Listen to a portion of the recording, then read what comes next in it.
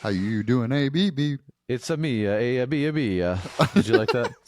Um, what's up?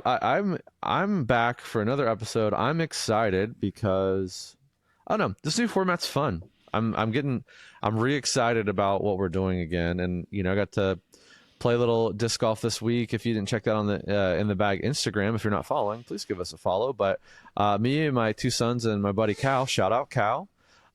We all played a little pivot only round before the pivot drops next week. So that was fun. I don't get to play a lot of like one disc rounds, but I did. We talked a lot, Robbie, during that round.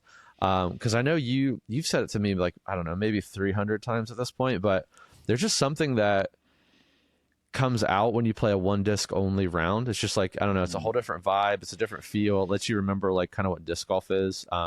Yeah. To the point, my both of my sons played in a tournament a couple weeks ago. Eli he shot way under, or he shot way over where he should have shot. He usually can. This is at Tenbrook. He usually can shoot like 2 or 3 down there on any given day, and he shot one over. But he went out there and shot even with just the pivot only, a disc he's never thrown before. And Yeah. Cohen, who shot 6 over there, he was his revamp back into disc golf. He hasn't played a tournament in like 2 years. He shot 6 over there, and he shot even also with the pivot only. And he said to me at the end, "Man, maybe I should just like my bag is like crowded. Maybe I just." I don't have the right discs in my bag. Maybe I'm just choosing the wrong stuff. And I'm like, Robbie always says that. So that's Crazy. a It's long way. crazy. But yeah, shout out Prodigy and Will. I texted him and he was all in. And shout out Cal taking it down. He shot, I think, 4 under with a pivot. Never threw it before. He's That's sick, dude. he's a baller though. He's very good at disc golf. He is surprisingly good at disc golf. So I'm trying to work out a. He's a D1 hockey player here at Liberty, and I'm trying to get him and one of the other boys from the D1 team to take on Trevor and Hunter. Like half of the battle is hockey related because Trevor played hockey, and half of the battle is disc golf related. So That'd be sick. I would love nothing more than to see Hunter on ice skates trying to do something. as a Like goalie, even if it'd be even better if it's like not only is he trying to skate, but like he's got to hit the net from like half court or half ice. I yeah, don't know what the line's called. hmm But basically like he has to put one in the net, hmm but he has to do like 5 shots with skates on, hmm 5 shots with skates off, oh just to feel that difference yeah, of oh no, I don't have control up here. yeah, that's hilarious. Yeah, center ice shot would be crazy. I'd love to see him as a goalie too. That would be hilarious. Uh, Oh so no, that's so yeah. scary. Hey, I'm still here. I'm still trying to get the guys as a punishment to have to do a couple rounds of jujitsu with my boys as a punishment, and just let them get Okay. annihilated. But anyway, so yeah, that's some fun stuff that happened. Let us know. I know a couple of you DM'd. I really appreciate that. Thanks for DMing with the encouragement, and again with this new question format, I think it like kind of frees some time up to do more like actual disc golf related stuff, or like throwing new discs or challenge rounds, or when you're in town, Robbie, maybe we do something. You know what I mean? So I think it gives a lot of opportunity um, to I don't know, just have some more fun and a little more variety. So Yeah. yeah, again, I was pulling up my phone to shout out the people that I know. Brian Sennett was one of the people that messaged, so thank you, Brian, for that. But yeah, it was a fun time. Um, Speaking of other stuff, I guess going on a foundation, I think what we want to do, we used to do what's new in the warehouse, but I think now from now on, we're going to do like hey, this week of foundation stuff you may have caught from last week or this week that you didn't. That includes obviously Robbie as well. So a couple things to highlight. We did drop the build your game and modern stamps. So the build your game was on Z Flex, Jawbreaker, Zone OS, and Heat. I was like, Yeah, G Flex. yeah, We whoa, moved yeah, past it, yeah. guys. That's like G Star and Z Flex put together. Modern Stamp were on Halo Destroyers, Halo Wraiths, Champ Toro, Champ Its. So those are a good time. That stamp is clean. Oh, here's one right here. Bang. It is clean. I Yeah, like it a lot. this is a Wraith. This is a 142 gram Wraith. That's wild. That thing goes a mile. Yeah, I would say I could throw that probably 800 feet. Anyway, we had the People's Champ Trail drop. If you didn't see that, it's a great time. Let me pull it. It's so good. They're For sold those out of you now. For those of you who don't know, because you know what, I think that we've never acknowledged this on our podcast because they've fired back at us. And they're like, oh, because they do this segment at the end of Grip Locked during the off season called In the Bag. Yeah. And like, they tried to, I remember one time they tried to fight some animosity towards it and be like, well, we were here first. And it was like, that's fine if you're here first. We can work together. We can live in Yeah. harmony. We Right. are the Fire Nation. Why do we got to fight? It can just be sponsored right. by In the Bag. Right. Because I think so. we are, someone probably came out with Kleenexes before Kleenexes, but what do you call them? Yeah, right. You call them Kleenexes. So we are the brand name. Yeah, but right. No, it's sick. They do the segment and then y'all vote on it.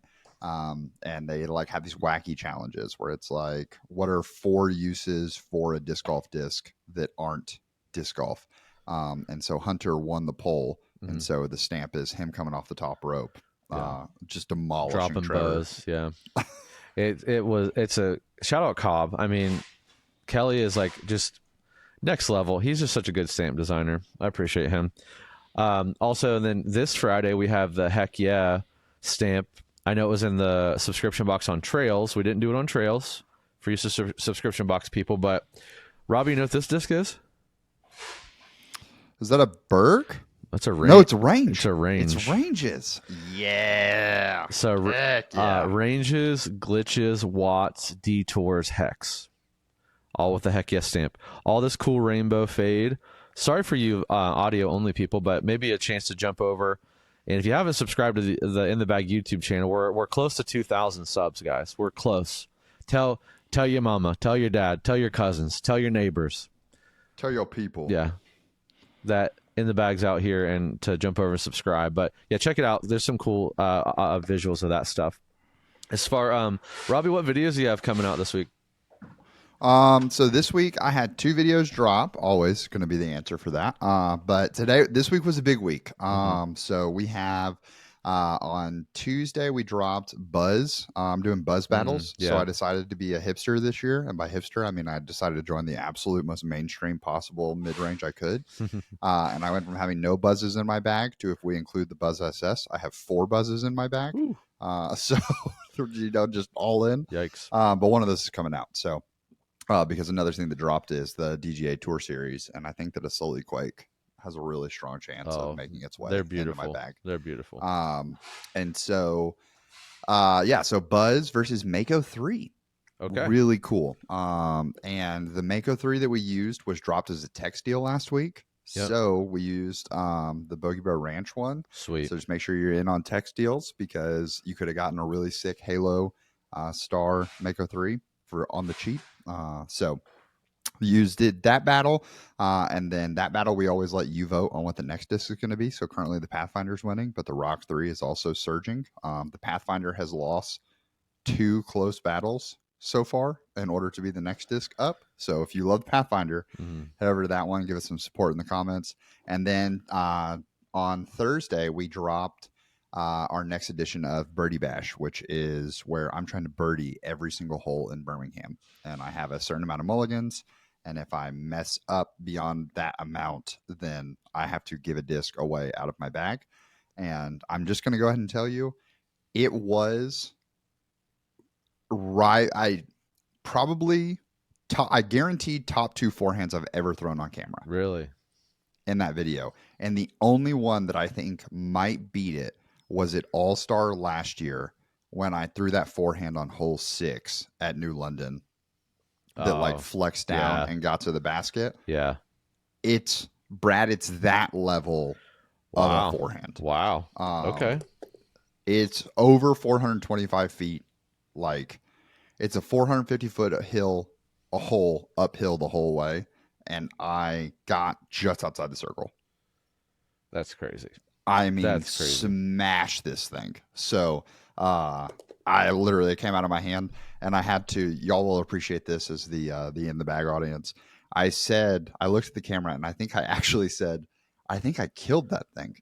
And then I looked at it for a second, and I was like, Silas, I don't know if I'm allowed to say that. Yeah. I absolutely obliterated that thing. That's so funny. it was a fun time. Yeah. But yeah, that's what's going on over on the Robbie C channel. So Awesome. And I guess foundation wise, if you didn't check out the disc golf amazing race, make sure you it check was that so out. good. So good. Jason and I planned. Jason spearheaded that for sure. And Robbie, you had some planning in that too. You were behind the scenes helping us work it. Got to help Um, with the clues a little bit. yeah, absolutely. So that was a good time. But we all three of us had a great time planning that out. Worked out pretty well. I mean, we have some. Number one, we didn't account for the wind. The wind really kind of elevated everything. So I don't want to spoil anything, but when we get to Sandusky, wind made that way harder than it actually was. But yeah, we have some cool things. It looks like everybody liked it. So we'll probably do another one. We'll make some tweaks to make things a little bit more fun and a little bit more fast for the viewers as well. So yeah, maybe add some more people. Robbie, I mean, I need some Robbie C energy in the Amazing Race. To be honest with you, Bro, here for and it. team in the I would wait, love. Yeah, team in the bag for Amazing Race. we could. We could. Yeah. No, I think that I'd like to see. Yeah, I've definitely got some thoughts as we can improve it. Hmm. So Yeah. because I think team in the bag is good, but I also wonder if there's a world that like we bring in someone outside to try to help plan it, and that way you have like I just think about how you could spread things out because you can't separate Hunter and Silas because they're the reigning Hmm. people. Right. Like they were a team together. Connor and Trevor were a team together. So like I think you can't break up the two like reigning people in terms of these two teams started it all. Give them another shot at Right. like For sure. doing the thing. But I did love. Someone mentioned maybe it was in coffee break. Hunter mentioned like bringing in Brody and Kelsey as like Oh, actual Amazing Race attendees. that would be So incredible. I think that's the world of Brody screaming at Kelsey because she can't like get a disc inside the circle or something Yeah. is content that I want to see. So That's the ultimate play. Let us know. yeah, We'll ask for feedback. I imagine it's going to be like a poll sort of thing. Maybe we'll um poll the Foundation Nation to see what yeah. everybody wants to Maybe do. we shoot it. Maybe we shoot it while like depending on how fast all the reality show stuff goes. When we shoot that, like we just shoot them back to back because we'll have people up there. Yeah, just send it one day. Like, hey, everyone stay one extra day. Yeah. Yeah.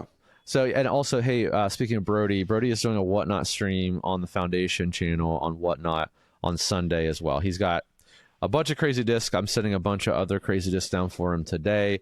It's going to be fast paced. It's going to be wild. It's going to be clearance style. So make sure you check that out. And as always,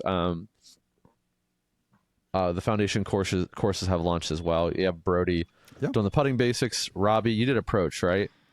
I did. So Robbie has an approach course on there. There's a monthly plan, or you can just straight up just buy the videos. So make sure you check that out as well. That's enough on what's going on in Foundation. Let's see what's going on in the Bagland and what questions you all have submitted. I think Robbie and I were just talking about. We're blown away. Keep submitting all the questions. They're great. We're building up a Yeah. backlog, so we'll give us a lot of content to put out for you guys. Yeah, and I will say so. Not next week's episode, but the week after that. Hmm. I'm just putting it on the radar. We have a really cool episode available because someone submitted a question that like basically paints a scenario Hmm. that they want us to tackle. Okay. And so I love that because I said I like granted if we get like 100 of those, it's going to take us a little while to work through them because we Hmm. kind of got to build an episode around this one Hmm. scenario. So I'm looking forward to that because the heavier questions do allow that. Hmm. So you have some questions today that are like super short. I think it'll be easy to dive into, and others are really, really cool. So I love the variety of questions. And it's actually really well balanced, Brad. Like we have 30 unanswered questions in the queue right now, not including what we're tackling today. And the spread is 9 of them are about form, 13 about bag building, 7 are mental, and then 1 Pro Tour question. So like it's Okay. pretty Sick. outside of the Pro Tour, which I would assume our audience is like about the Pro Tour Hmm. anyways. Right. So really, really cool. So let's dive in our first question from Justin. Okay. Sweet. Uh, what is the farthest flying throwing putter in your experience? Thanks. Oh, easy. Thank you, Justin. Yeah. Farthest flying throwing putter. I've got 2 answers here. But Brad, I want to hear yours because I think that I think you know One mine. shines. Yeah, fire away Okay. because mine's probably different than yours. Envy. Yeah, Envy for me. super good. I have not been able to find the combination of something I can hit super hard that's not either going to be like extremely understable or extremely overstable. And like Envy just does it for me. I would say specifically, it feels like Cosmic Neutron. Don't know why. There's no Mm-hmm. data for that, but I feel like you just get those like a little seasoned and they just fly forever. I mean, I can throw my envies about as I mean, definitely as far as my mid ranges for sure. And like 7 speeds, it gets I definitely can see a difference in those, but all the way up to 7 speed, I'm like equally matched distance wise with my envies. That's my thought. Yeah, yeah. To me, the answer is without a doubt a Luna. That Mm, disc that's true. goes so far. And that's where I struggled with the Luna and why I fought for a slot in my bag for so like, and it's this like tempting fruit sitting over there at all times because it goes so far, which is cool, but it's like its fate is just not as reliable for me. Like people always are like, well, AB throws a Luna over 400 feet. And part of me is that's AB just being AB and he's like super gifted at what he does. Part of that is also the Luna just actually goes that far. My second choice is because some people aren't going to be able to get a Luna that far, and a disc that surprised me. And every time I throw it, I'm like, it can't fill my overstable putting slot, but it's just so good and it goes so far. Inner course, Oh yeah, that's true. That's true. I so forgot about much that. glide on an inner core. So I don't know how Jesse did it, but the Hmm. first until we got to the canyon, even the ET too had sneaky glide. So I Hmm. just felt like every mold that Trash Panda was putting out had a ton of glide. So those are my two answers. I think the inner core, lots of people, if you have a flat release or an Anheuser release, you're not going to feel that as much. Hmm. But if you can yam on some Hyzer on a disc, Yeah. that disc goes a country That's mile. true. That Um, I always forget that. But hey, I think it's where they like make it up on the mountains, you know. It wants to stay in the air. It is birthed in the air, it wants to stay in the air. yeah.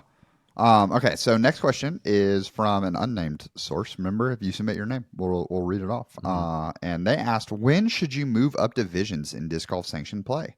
There are some obvious rating requirements, but should one move up before reaching those requirements if their play reflects an increase in higher consistent play?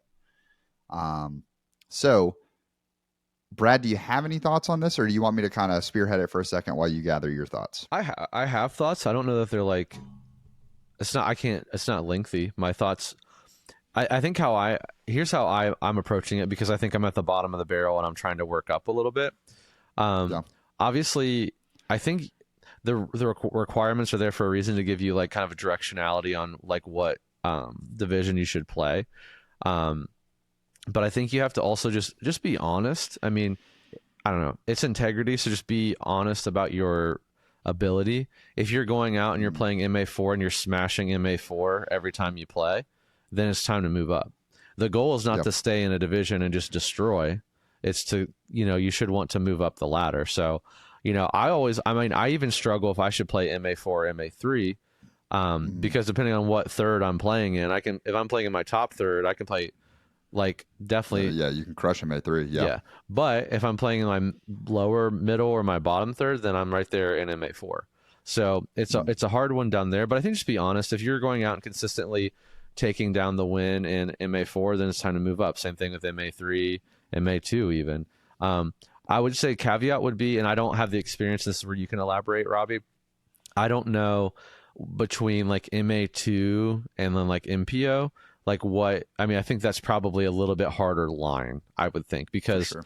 there's For sure. not there's not like there's less gap. MA4 to MA3, there's like a pretty small gap or a smaller gap, but I think MA2 and MPO there could I mean you could be playing MA2, you're playing against your local guy that's really good, and then you jump up to MPO and you're playing against Chris Dickerson on accident. So I think there's a harder line there. Yeah. Such a good, yeah. I love all of those points, Brad, because I think that lower, middle, upper third Hmm. conversation is definitely something.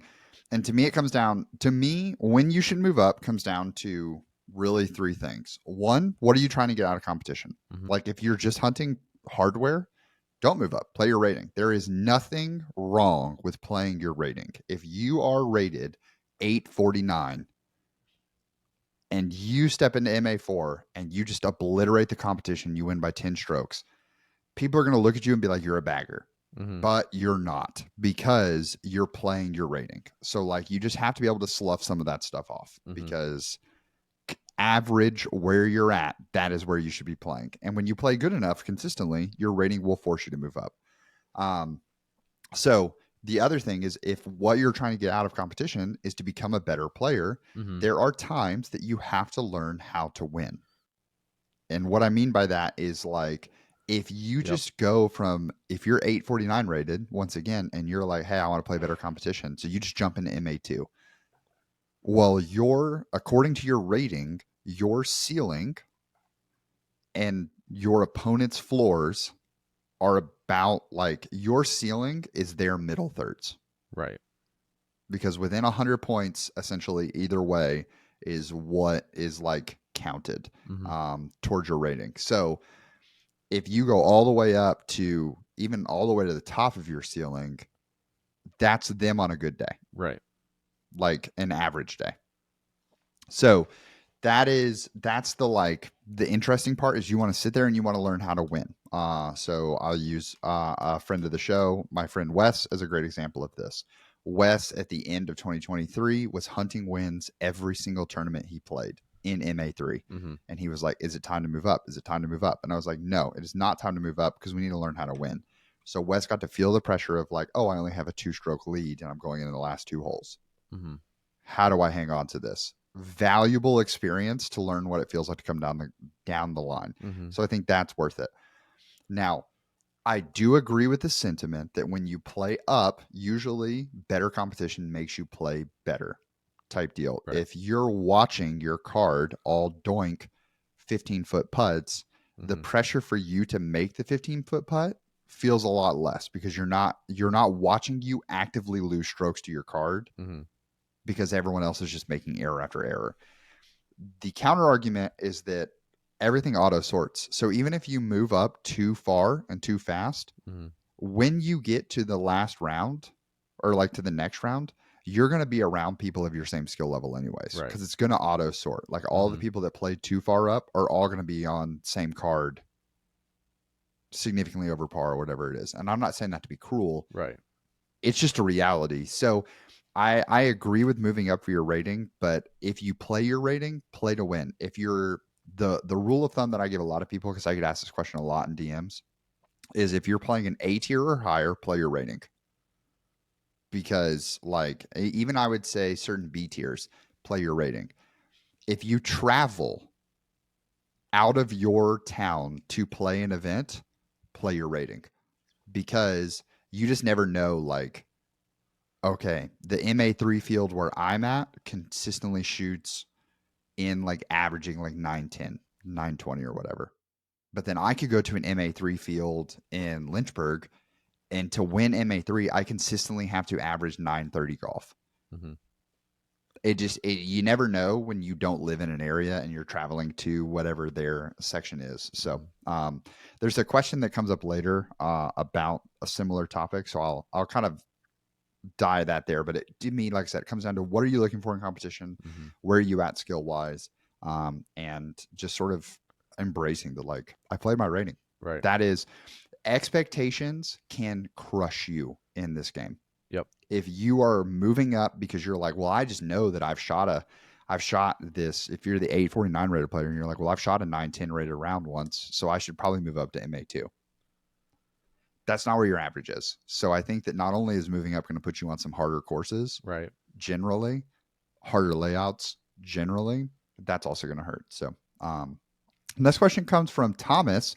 And this one I thought was really fascinating, Brad, because you don't play a lot of sanctioned events just because of life and how it's going right now. Yeah. But you do have the opportunity to get a UDisc rating. And Thomas asked what our thoughts were. Curious your thoughts on the UDisc ratings and versus the PGA ratings. And what UDisc score is a good marker for MPO, MA1, and so on. So I can sort of address the like back into that question. But Yeah, have you messed around with UDIS ratings at all, Brad? I have, and they make me so mad. Um, Okay, fire away. no, I was just looking because I saw that I was kind of reading ahead just to kind of like have my thought for this one, and I have my UDisc open, and I was looking, and I get so mad because okay, here's an example: 11 under at Falling Creek 20 hole loop, 209 rated. Okay, that's great. What 209 rated though? Well, remember their scale is not out of 1,000. I know it's out of 300, but still 11 under. I mean, Yeah, so I guess mathematically that makes sense, but I don't know. I feel like it's better. Okay, I want to say something. It might sound really stupid. I think that it seems like the way that they're calculating it is backward from 18 under on any given course, not like what the actual. mm, And I know that's not true. I know they have like a formula that, and an algorithm they're doing to make sure, you know, whatever. But I just feel like if I don't shoot 18 under, I'm never going to hit like close to 300, and that's frustrating to me. And I mean, I think on average it's pretty. I mean, accurate a little bit because it's saying like even at Timbrook is 163 rated, which I'd probably agree with that. Um, Sandusky. Yeah, okay. Sandusky 8 under is 220 rated. So how far under at Sandusky 8 under. is 220 rated? Yeah. I would believe that. That one feels right. That I think Yeah, that one feels right. Okay, but then 2 under is rated 203. 2 under is rated 203. So Okay. so again, my math's not mathing there. Um Yeah. yeah, and then okay, 1 under at Falling Creek is 198. But 11 under, I mean, I don't know. I don't understand. So maybe I just don't understand the actual calculation of it, and maybe that's something I can do a little research on. Like, is it like that of what was played that week, that day? Like, what? I mean, I don't understand the calculations, but I will say, if you, from someone I who's not like actively trying to improve my PDGA rating, which I would like to. I just again, like you said, life is lifing, but it does give me an opportunity to chase kind of a metric, which I'm a metrics guy. So I do like it in that sense. That's kind of given me like a goal to work toward. Because even at like you hear me, I'm getting mad because I'm not getting close to 300, which is making me want to get close to 300. So it's doing its job. Like I'm trying to like play the game and get the high score, right? Um, Yeah. but I think if I can understand it maybe a little bit better, like I think I would maybe like lean into it a little bit more. I'll look every time at the end of my round and see what my round rating was though. So Yeah. Yeah, I'm trying to do the like the math on my end. So I have one that's the formula that I've heard and I actually think is pretty accurate is take the UDIS round rating, double it, and add 500. all right, say that one And more that time. is like so take the UDIS round rating, Okay. double it. Okay. So you said 8 under was 220. Mm-hmm. So that's 440 Okay. and then add 500. So that roughly translates to a 940 rated round at Sandy. And I look at that and I'm like, 8 under at Sandy, I think would be in the 940, 950 range. Now, the big complaint that I've heard is that conditions are not like factored into this like they would be a PDGA rating because there's actually a check mark that you can make on the PDGA rating in order to like say conditions were bad. That's why people didn't score as well. So Mm-hmm. I think that that's like a good balance. I don't know because I do know that UDisc will often look at like the wind and all that. So I wouldn't be shocked if Josh has worked in something that somehow calculates for the wind. But like I have this round at Montevallo or at Pinson that's a 216 rated round. And so that's going to come out to 432, 932, Mm-hmm. and it is a 12 under. But I know that 14 to 15 is 1,000 rated. And each Okay. stroke is about 12 to 15 out there because it's the strokes mean a lot. So 3 strokes is 45. I think that's a little soft for the day. So that's where I see some pros and cons. The two really fascinating pieces to me are I love that we have a competition rating and an everyday rating. Mm-hmm. I think that's really fun. And I think those are actually pretty accurate because my everyday rating, I'm usually goofing off and doing stuff during my round. So Right. like my everyday rating is 206, which comes out to being like 912. Or my competition rating is 228, which is about 950. So it's actually like 956. So, and that is, I think I'm actually rated like 949 or something right now. Yeah. Okay. So it's saying my everyday rating is 196, which would be like an 892. I'd agree with that. And Yeah. then yeah, my competition rating's lower, which is like a 141, which I'd also agree with that. I pulled up and I just pulled up a tournament, a random C tier at Sandusky, and it looks like 8 under rated 926. Okay. Yeah. So in that case, the UDIS rating's high Yeah. Okay. because they were saying 940. I think. So I do think it balanced itself. Now, I read these questions off because we have a new listener who is not necessarily. Another fun part about this is that we probably lose some listeners to the old format. So sorry if we lost you, but Mhm. we probably gained some listeners with the new format, right? Yeah. So one person, one of my friends, was like, "I I love my bag. I feel locked in on my bag. So sorry in the bag, like it just wasn't for me." Hmm. But he is interested in improving in disc golf, and so the new format kind of intrigues him. So I was reading some of the questions off as I was looking at them last night, and I threw this out there, and he said a point that I thought was really interesting. So the only problem with the everyday rating is what happens when I go out and play with friends and I just do a goof off round. Hmm. Like we played this weekend and we did a bag swap, this same friend. So we did a bag swap. I have done a lot of bag swaps. I've thrown a lot of discs before. Hmm. And because I love throwing super flippy stuff, they were talking about like it took me one throw on a disc and then the next time I threw it, I had already adjusted for like how to actually throw that disc. Yeah. They didn't have the same luxury. So I was able to like squeak out a pretty good round. They did not. Hmm. So that bad round shows up on their UDisc everyday rating. Makes sense. So that kind of adjusts the number in a like it almost makes you it can if you really want to lean into that, it can make you want to like Hmm. not use UDisc when you're doing those things, which is probably the opposite of what UDisc is looking for. Hmm. But then how do you do this like omission type deal? Because then you could like super cater your rating Yeah. and all Right. that, and it just Hmm.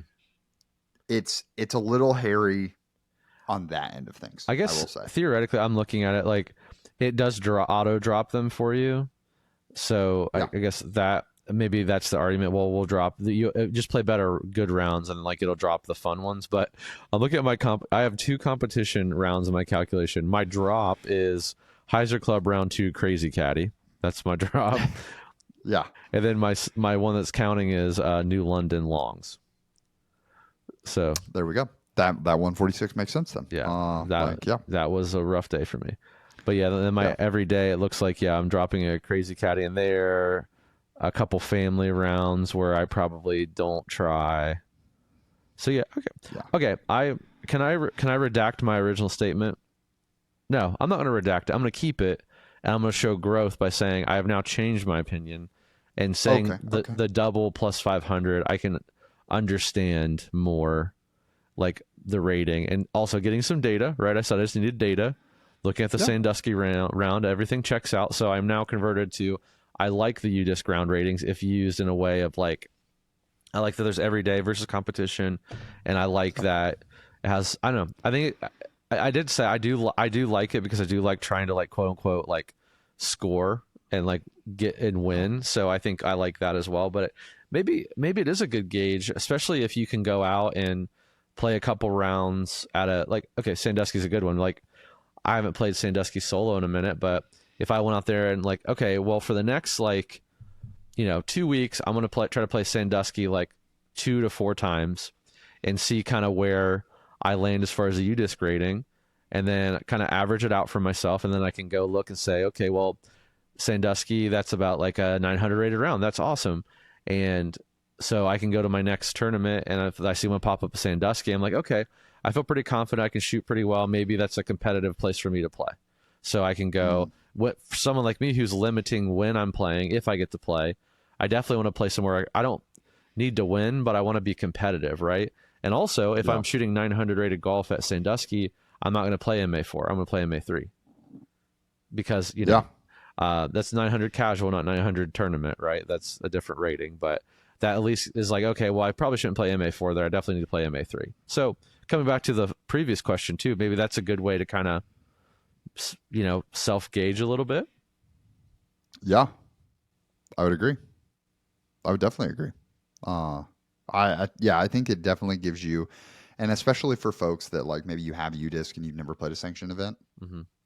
Uh, Throwing it back to our last question, I think one of the hardest divisions to win in disc golf is MA4 because you have so many people who Hmm. show up, never played a sanctioned round before in their life, and they're just jumping into novice, but they're actually like an MA2 player.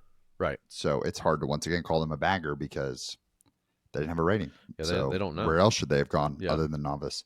Um, so yeah, and then the last part of the question was like good marker for MPO, MA1, so on. I think just use that formula of like Hmm.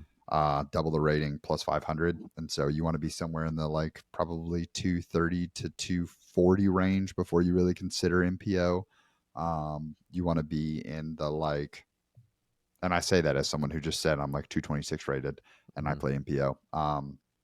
But like, yeah, and I think if you're for 200 is probably the jump into like MA2. Hmm. Um, that 935 number, break it down backwards. So, yeah, those would be the numbers that I would look at. And I would go flex probably 5 to 10 points on those numbers. Yeah. So, Yeah, because uh, I think sorry, one last point on that. Like Clayton, for example, I was looking for this round at Timbrook. Clayton shot 14 under at Timbrook, and I think it rated him like, if I recall, like 270 or 280, somewhere like in those higher like 200s. And Clayton is 1,000 rated player. So again, data and yeah, marking that makes sense. totally. Yeah, that's. I wish I could go back. I tried to scroll back, but I don't know that they had round ratings. Is like when I was doing keep it 1,000 Mm-hmm. and just looking at like, okay, what did I have on any of these courses? Did I have like a? I kept my score, but I didn't keep the scorecard on pretty much any of those because, yeah. Uh, okay, that's a good one. University of Montevallo 240 rated minus 11, which would have come out to what's that? 480. It would have been a 980. 980 Mm-hmm. round. Yeah, which is soft because I have shot 1,000 rated on that course before, Yeah. and it was a minus 11. Uh, Okay. so there you go. Elvin asks, when do you know it's time to change putting putters?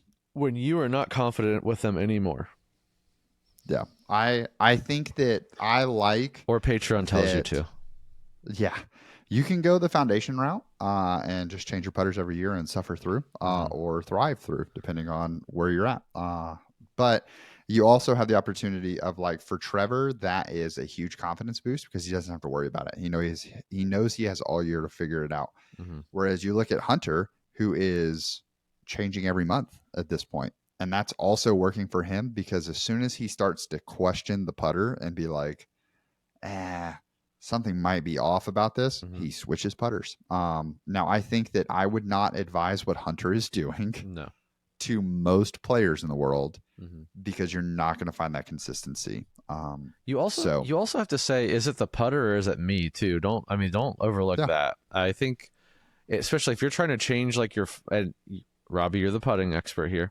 Um, if you're trying to change your form, like don't so much worry about the putters, like worry about your form, and don't give up on your putter then because maybe it's a you issue. But I guess if you're changing your form and you were a Hyzer putter, now you're like a flat spin putter, that probably will require a change in putter if it's, depending on what you're using. But I would yeah, say before you get bad at your putter and give up on your putter, let's look internal and say, is it me or is it the putter? And then I would yeah, say there also my original statement about confidence. Confidence in putting, like mental and subconscious game in putting is like I would argue 80% of it if we're talking about like inside circle putting. Um, because I Yeah. literally feel like if I feel confident in putting, I can putt with a driver and be fine inside a Hmm. circle if I'm like feeling confident in my putting stroke. So Yeah. that's my We opinion. bag swap this weekend. I get to one player's bag, and she has these glow pures in her bag that felt like BT soft Hmm. or like zero soft, Yeah. zero soft glow or something like that. And I was like, these feel terrible. Hmm. Like I felt so bad with them, but I knew that I was putting well that round. Yeah. So I was like, I'm not going to let this get to me. And exactly what you're saying, Brad, I just pulled a hex out of her bag and I just putted with a hex for the rest of the time that I had her putter. Hmm. And it took me one putt of throwing the hex to be like, okay, that's when it breaks. Awesome. And then I don't think I missed a putt with Hmm. it the rest of the round. Right. So, or the rest of the time I had that bag. So you can adjust, you can do all that. I think I tell people quite often 2 months. It sounds like a lot of time, but unless you're playing like every single day, 2 months is my like minimum time to give a putter a trial Hmm. to see. It allows you to get past that adjustment period, allows you to get comfortable with it. Uh, next question comes from Jacob from Northeast Ohio. Shout out OH. Started in 2007, stuck at 300 feet. If I want to break that, what's more important, strength or flexibility? Oh, And I can think I the take easy this answer one? here, Go ahead. No, yeah, go for it. you say the easy answer. Go ahead. To me, the easy answer is flexibility. Okay, that was my. Like, Can we make this a little personal? You and I just had this discussion, did we not? Like last week, yeah, basically. So off camera last week, Jacob, this has to do with you, I promise. Last week off camera, I don't know. I want to throw farther as well. I mean, I would say I'm stuck at like the between. I can throw between 3 and 350 depending on like the scenario, but we'll just say comfortable 300 for me. And I know I am strong. I am a strong human being, and it frustrates me to know that I have the power to throw far, but I can't. And I know it's mechanics. It has to be mechanics. So I did some video of me throwing slow mo. I also did some video of like my son Eli and my son Cohen throwing slow mo. Um, Eli has incredible form for an 11-year-old. He is just solid. Robbie can attest to that. But we were looking comparatively because I'm trying to change like my nose angle and like the way I'm pulling across my body. And Robbie is like pointing out to me that, number one, you told me that like, hey, well, kids like just kind of are better at have better form in general because they're more flexible. I think it was the literal the phrase you said to me, and you could see Eli when he pulls through or when he's doing his like his pullback, right, or his like pull through, his whole back is facing the camera. And Robbie pointed out because there was a logo on the back of his shirt, and he's like, I can read his whole back of his shirt. And when he pulls through, the disc, his elbow, then the disc, then his head goes. And then like yep, if you look at mine, I'm reaching back. I'm not reaching back. You can't read the back of my shirt. And if I'm doing it on camera right now, you can't see me even reaching. Like my shoulder's stiff. My shoulder and my like I guess technically it's my rhomboid, that big. I think that's what it's called. That goes right across your back, your scapula. But like that's all tight for me, and mm, my pecs tight. All of that mechanics or all those mechanics are there tight, and it's really like feels like a lot of extra effort to turn my whole back.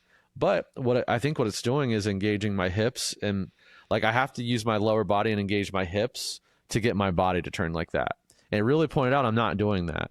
I'm still going all upper body as much as I think I'm pulling this way and my nose angle and all this. I'm still just going upper body, and my head is first. My head is turning first, then my elbow, then the disc. So no, I'm yeah, losing what, Robbie, 50% of power right there. Like I'm getting. yeah. I mean, you're definitely leaking stuff.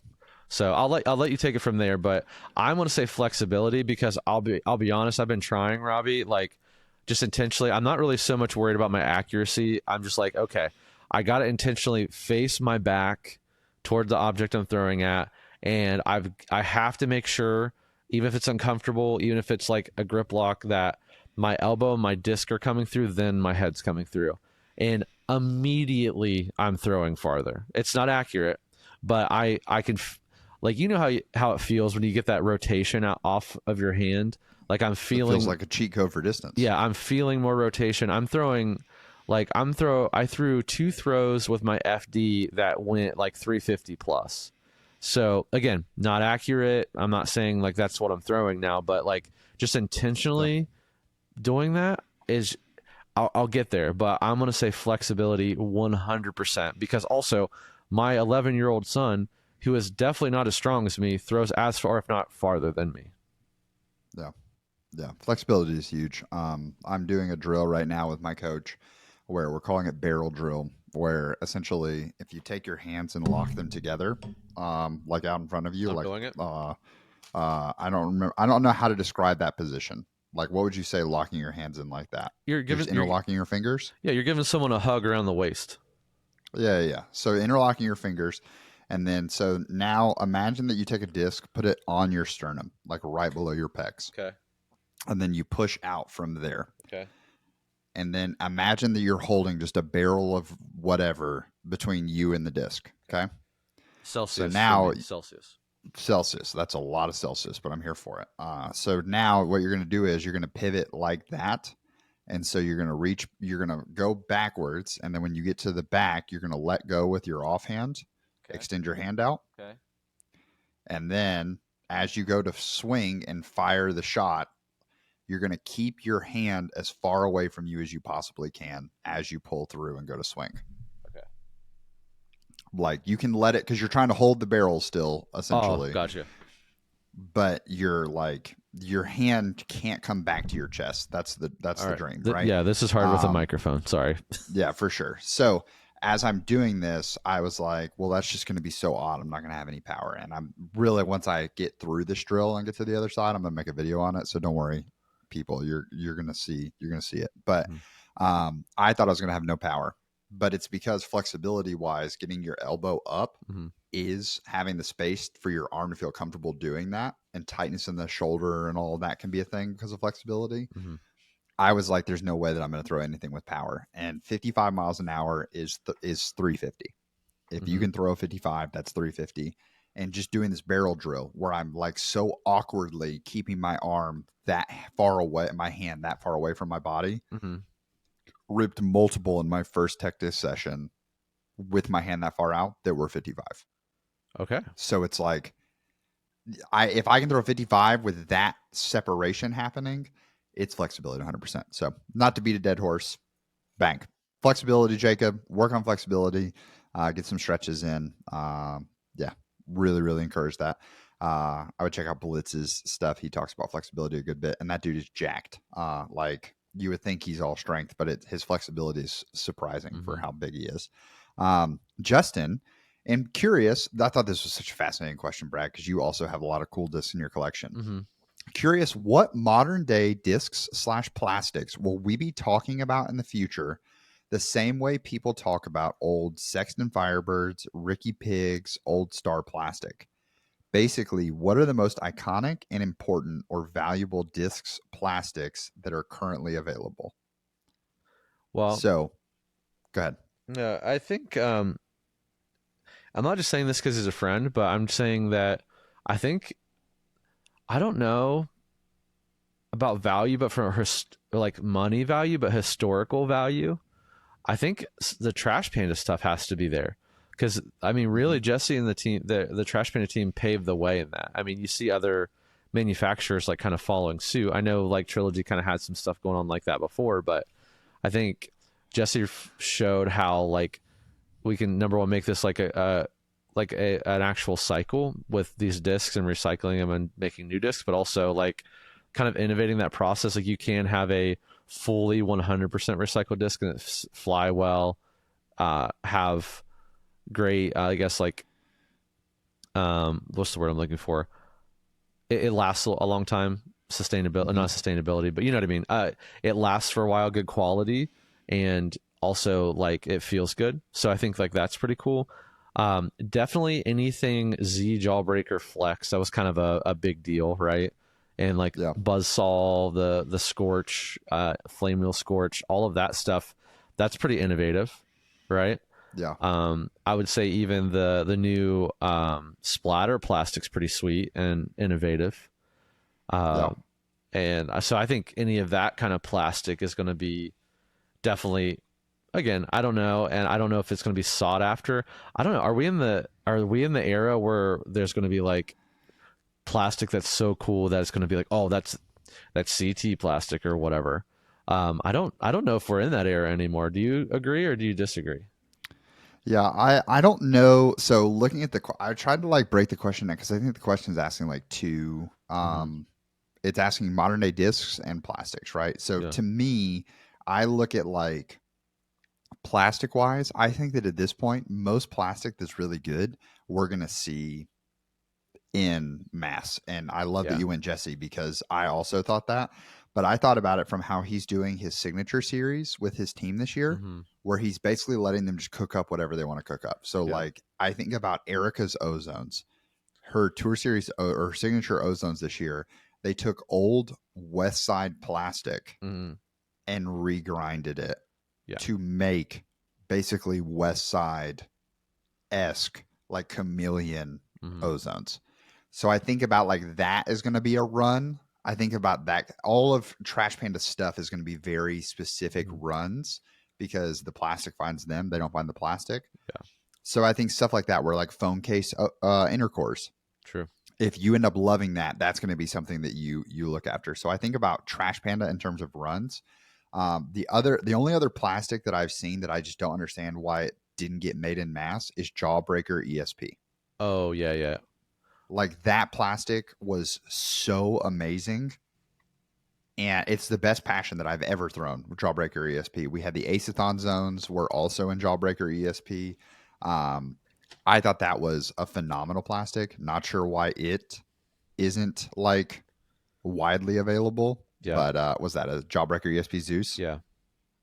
Yeah, like so good, had durability, but also like a little bit of flip to it naturally.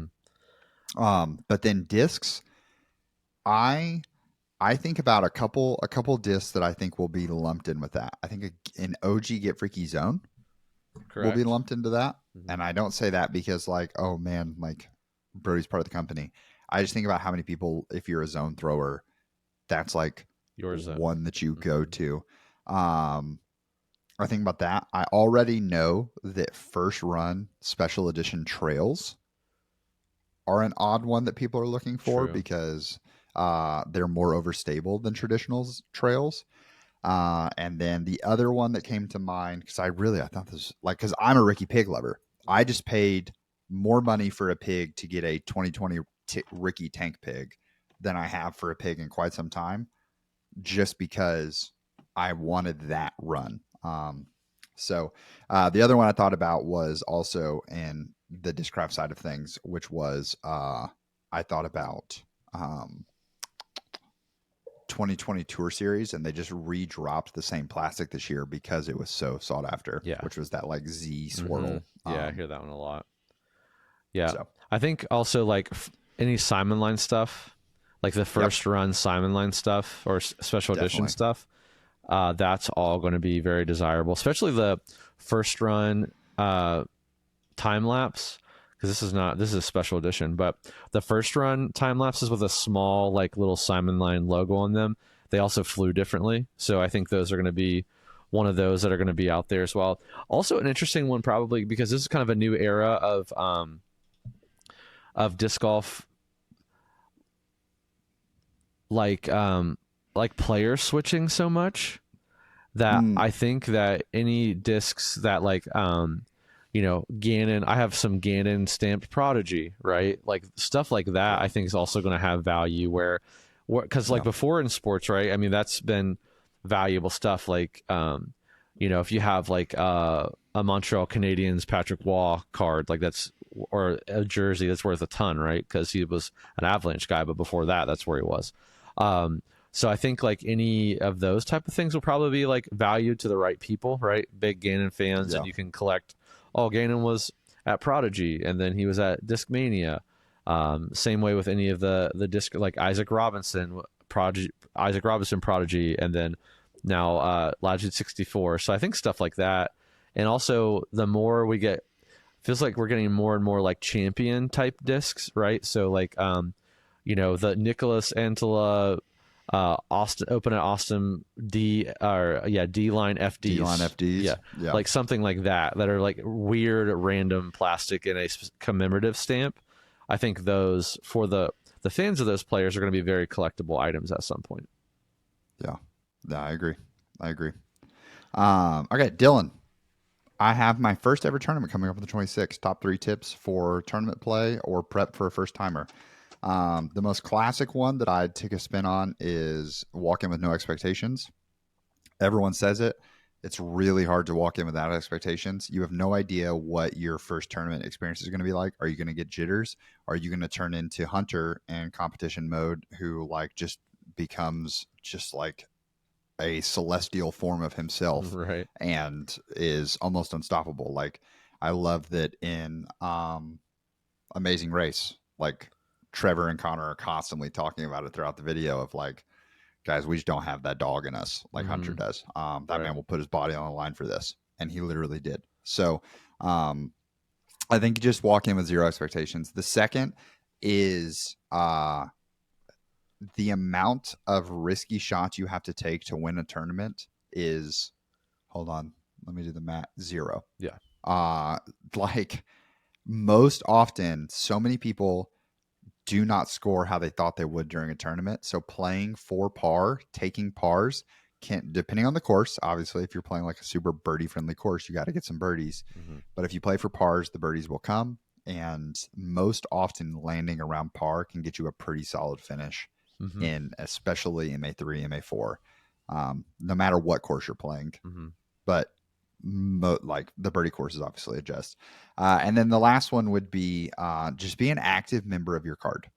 Like be the reason that even if you have a bad event, that you were a highlight of someone else's event. Mm-hmm. I think if more people walked in to tournaments, not trying to be like, oh, it's not a competition and let's have fun, let's pass out roses and do all that. Like I'm not trying to say that. Mm-hmm. Let it still be a competition, but you can be a competitor.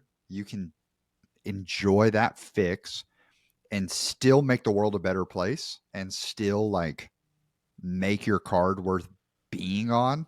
If you're the guy walking in and you're frustrated and you're like yelling and hooting and hollering and cursing and doing all that, you will not only embarrass yourself, but you Mm-hmm. will also ruin the experience for other people. So I would just say like walk in and consider those things. Can I Brad, you get, have any thoughts on yeah, first tournaments? just one thing that I always do and mess up. Um, Going with like you do not if you have a bad hole, you're not in debt to that hole the whole rest of the round. Like if your game plan going in is like, oh, hole one is a birdie hole for me, hole two is a par for me, and you take a par on hole one, you don't now have to take a birdie on hole two. Mm, Like you're not in debt yeah, to your mistake. What you need that's a to good word. do is be consistent. Now, if you get to hole two and you have like a 20-foot birdie look, then yeah, take down that birdie. But you don't have to intentionally Yeah. change your whole game plan because of one hole. It makes no sense to change your entire plan for, less than like 8% of the round. Yeah, that's a good word. That's a great word. I like that a lot. Chris asks, is there a certain slot that you guys have tried significantly more molds to fill than any other spot in your bag? For me, it's the neutral fairway driver spot. I've probably tried as many discs in that spot over the years as I have every other spot in my bag combined. Always seemed like recommendations were either way more stable, as in an Athena, Sea Line FD, or T Bird, or way more understable, like a Leopard River Rhythm. Right now, the Cicada has been holding great and probably the most accurate -1/1 turn slash fade for me. Hopefully, the search is over. Do you relate with this?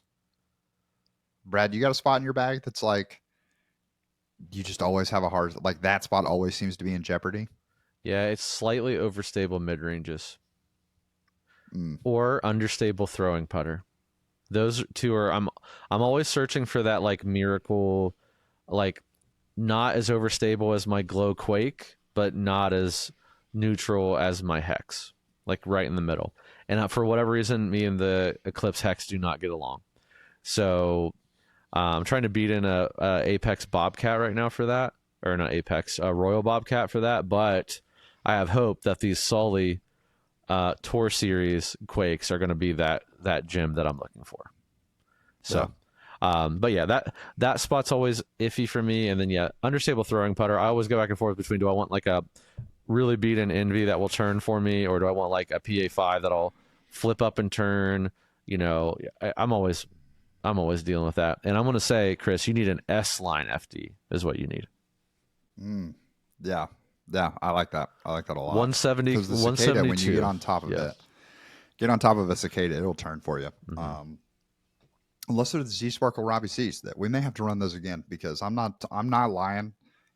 It might be the best cicada I've ever thrown in my life. Okay. And everyone that I've talked to who has thrown them are like, bro, it's kind of filthy. Mm. Like it is perfectly between a stock cicada and a cigara. Okay. Like Sweet. it's phenomenal. But anyways, for me, the two spots that I've tried, the spot that I've probably tried more disc than anything else, and it is you never know what's going to be in that slot, is my overstable throwing putter. Mm-hmm. Not like throw an approach, my whatever the Luna. In the past probably 6 months, I've had a PA3 in there. I've had a Luna. I've had a Praxis. I've had an A5.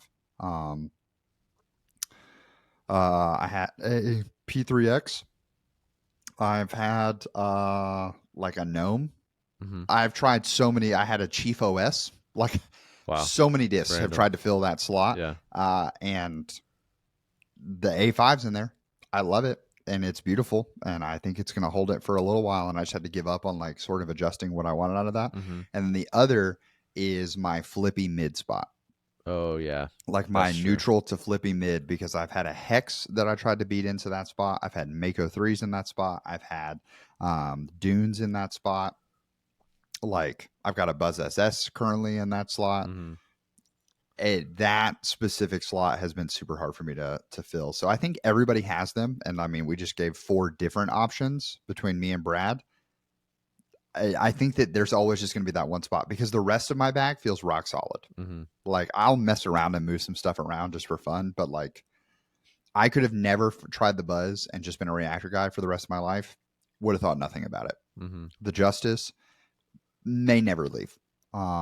So yeah, it's a good time. So okay, we got 3 more questions. We can rapid fire through these, Brad, Okay. because some of them have some thought to them. But I want you to go ahead and be cheating. Look ahead to Jason Roth's question. Okay. So because I think it's probably the one that takes the most thinking. But Tristan asked, devoted listener, first time caller. I've made great strides in my game to the thanks tips from the show and Robbie, you specifically, especially on decision making. I moved from MA2 to consistently being near the top of MA1 in my local tournaments. My question is being sponsored worth it? I have aspirations to be a local pro someday, and I was wondering when you were sponsored if the pressure of doing good for your company helped or hurt. That specific company, I would love to be a part of, is Prodigy, and I've gone as far as filling out the street team application, but I've never committed to submitting it. Are the benefits worth it? Like the idea of the pressure to do well, as I am usually a better tournament player than casual player, which seems backward, but competition brings it out of me. So you're Hunter Thomas. I love Mm-hmm. it. What are the pros and cons? Thank you for your time. Is it worth it? Depending on what you're looking for, Mm-hmm. yes, 100%. Like it was so cool. I wanted the end of a wings more than anything. And it is so awesome. I have my shirts still upstairs, and people who play with me casually will see those shirts come out, like, Mm-hmm. because I love to rock them. I think that it's super fun. Um, I love the connection to other players. I love that community aspect of it. I thought that was really cool. And getting some super sick discs. The current overstable pig in my bag is a Team Stamp R Pro pig. I feel like a boss when I pull that out Mm-hmm. and get to throw it. Like it's just cool. So yes, I think those are good. Drawbacks. Pressure's great, and lots of, depending on if you're a local pro, lots of them have performance bonuses. So you'll get literally benefits, like monetary benefits, to performing well, Mm-hmm. which is really cool. So you can, if you go pro and get sponsored, and by going pro, you can be local pro. You can basically fund your disc golf hobby by succeeding and being sponsored. That's sick. Yeah. So huge upside. Only downsides, there's a lot of awesome plastic that comes out all the time. Being connected to a retailer, if I was tied to one manufacturer, it would break my heart on a regular basis. I think about Brody, who sees all these discs come through and can't throw any of them because he's on Discraft. So Mm-hmm. only when we get cool Discraft does Brody actually get to be excited. And that's not a slight to Discraft because there's lots of cool stuff. But if I was on Innova, it would be the exact same thing. Like I would be stoked about these stamps we just got, the ranges. Can't All do it. right, cool. Heck yeah, enjoy them. The trails. Heck yeah, like can enjoy them. So I couldn't like you lose access to when you're having how I would describe it is when you're having an off day or you start to feel burnout in disc golf, being sponsored amplifies that feeling by 1,000 Mm-hmm. because you can't like you can off script go try stuff out, right? Like they're not gonna like, oh, you touched like if you're on Prodigy, they're like, oh, you touched an MVP disc, death. No, but like you can't play it during a tournament. You shouldn't in theory be out playing in public with those discs when you're a sponsored player. Like that's the thing, Mm-hmm. right? Even non technically tournament rounds. So like yeah, I think that that's a huge that's the biggest drawback to me is like I said, when you're feeling that burnout, Mm-hmm. it really does amplify it by so far because you lose access to the fun stuff of like, I want to go try these silly quakes. Sorry, you're not a DGA guy. Yeah.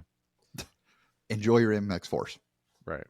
Yeah, I think just for me, who's not been a sponsor player, I think, but just like behind the scenes and seeing a lot of it is just, and you said at the beginning, just make sure it's worth it. I mean, being being sponsored is cool, but that shouldn't be the only reason you want to do it, right? I mean, there should be equal benefits between sponsor and sponsored player. So if you want to rep the Prodigy on your back, then you should make sure you have, you know, the allotment that you are happy with, because again, you're only throwing that stuff to Robbie's point, and also bonuses, opportunities, because it's not always like money, it is opportunity as well. Like, are they going to comp your tournament fees? Are they going to make sure you do this? Are they going to make sure that they help you sponsor leagues in your area or whatever? Just make sure there's a mutual partnership, not one sided, like, hey, we're going to give you some discs.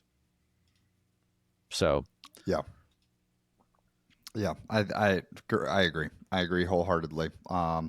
And those entry level sponsorships like the street team and stuff like that, mhm, you got to understand they are entry level. So yeah, like you can be as committed and obviously you want to give a bit more like it's not when you're walking into a sponsorship, what can they do for me is it's the wrong way both. to walk in. Yeah, it's both. Like you both need to be walking in ready to commit. So, all right, last question. I went ahead and moved. I saw that. Jeff, you asked a question about West Side preview. We are going to answer it next week. Yes. That's the other beautiful part about this format. I already put it on next week's questions. So I'm looking at time, and I think I'd rather camp on this one Yeah. than blast through your West Side question because that would in fact hilariously overlook why do more people not talk about West Side. Yeah. Well, yeah, So it's very ironic. That's very funny. so we're going to start with you next week, Jeff. But Jason Roth asked, take a look at your current back. One mold is locked in and can never leave. Another disc is permanently banned from your bag. What disc are you selecting? Why? And how does it affect your game? All right. So I think this question's fascinating because you have to pick a disc that you're like, ooh, I'm really locking that in forever. But then also, like, are you just picking a disc that you like currently dislike the most in your bag to get rid of? Or is it like, I just know there's other options out there, so I'm Yeah. okay just never throwing it again? Yeah. Ugh, yeah. So I think easy mold locked in my bag forever that can never leave is the envy. No, Mm, no problem. Not even a thought. I could throw an envy the rest of my disc golf days and be perfectly happy. I personally, bold statement, I do not think there's a better throwing putter out there on the market. I just don't. mm. For my Started with the envy, closing with the envy. yeah, that's what we're talking about. Um, if someone asks me, you're playing a one disc round, what are you taking? Envy. If For sure. you know it's available in a ton of different plastics, it's like it's just a good disc. It's just a good Mhm. disc. It's just I feel the way about an envy that a lot of people feel about a destroyer. Like Innova people Mm, that like love their destroyer would never like. I feel that way about an envy. I feel that's just how I feel. Buzz people, zone people, the way they feel about those, I feel that way about the envy. Although I'm a zone people as well.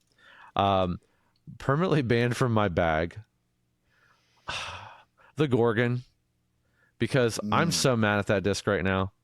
It's me. It's not the disc. It's me. It is just not what I want it to be. It's that for a lot of people. Like Connor throws a Gorgon super well. I don't. I am really trying. I wanted to be a Gorgon guy so bad. So bad. Yeah. But ban that puppy. Actually put it out of its misery from my bag. I'm just bringing shame on its name. So like Gorgon's banned and I'm not looking back. I'm taking him out. Not looking back. Yeah. Okay. This one's tough because I think when the question's asked, Jason and most listeners would assume what the easy answer for me is, Mhm. what's locked in. Can I And I guess? think everyone, what do you think it is, and what do you think the people think it is, and do you think it's the same Yeah. disc? I think the people think the pig and I don't think it's the pig. That Um is correct. because I think if we just look back in history, you made the shift for a little bit. So I think Yeah, I I think threw a zone, so I don't think it's there because it wasn't there. and it was good. Yeah, right, exactly.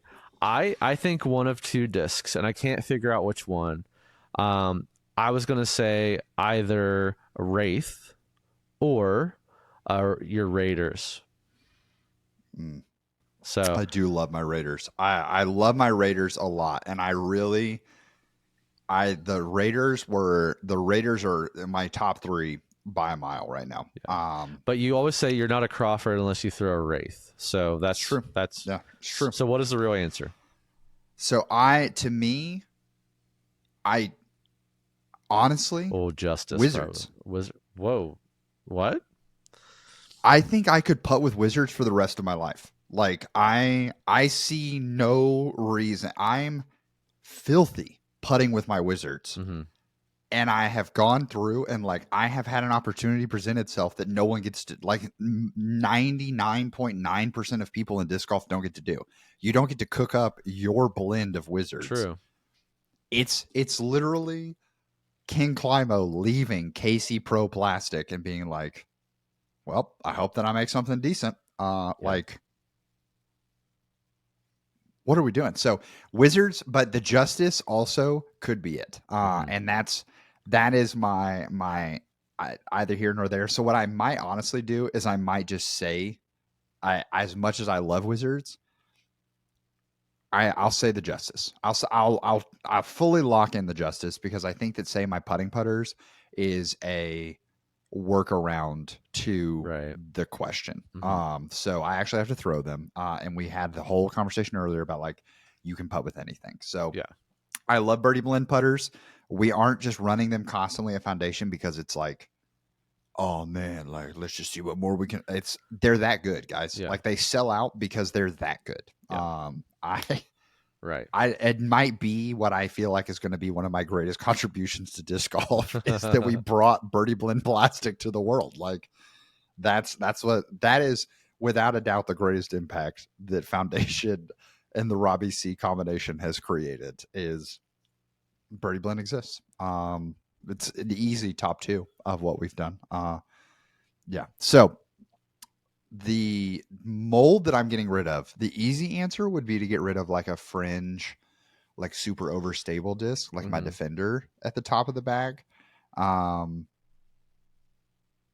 the idea of like trying something out in the uh like getting rid of felons, Mm-hmm. that also feels like wrong to me. Like Right. I feel like I'm a felon guy Yeah. through and through. But I could throw Firebirds. Like when I was with Innova, I threw Firebirds fine. Raptors, I can throw okay. I think I just have to figure out the grip thing on them. Uh, so I think like most impactful, it feels cheap to say the Buzz because it's just not been in that long. Mm-hmm. but I'm really enjoying the buzz. The buzz really is something that, like, the more I have the buzz in my bag, the better it goes. So I,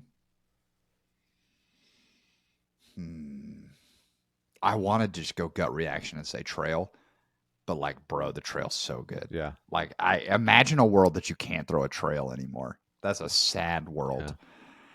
Um, I think it would hurt the most, but I think.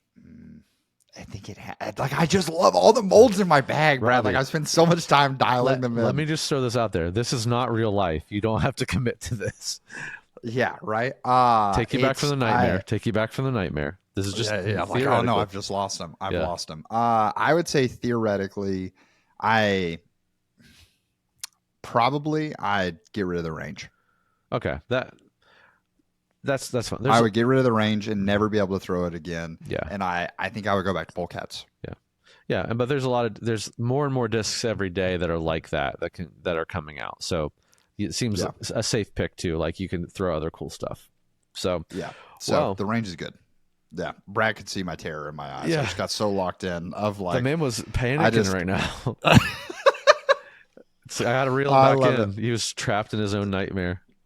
Yeah. So, guys, thank you for your questions. It's a fun episode. I enjoy walking around, seeing what all we have, and like I said, we got more questions ready to go next week. So, um, Jeff, get ready because we're going to talk about West Side, and we're going to say, hey, if you've tried West Side, you've tried the Pine, you've tried the Prince, you love it, the Underworld, Northmen, the great disc. Longbowmen, Underworld's phenomenal. But what happens if you try West Side, Brad, and it's good? You keep it in the bag. We'll see you all next week, episode 145.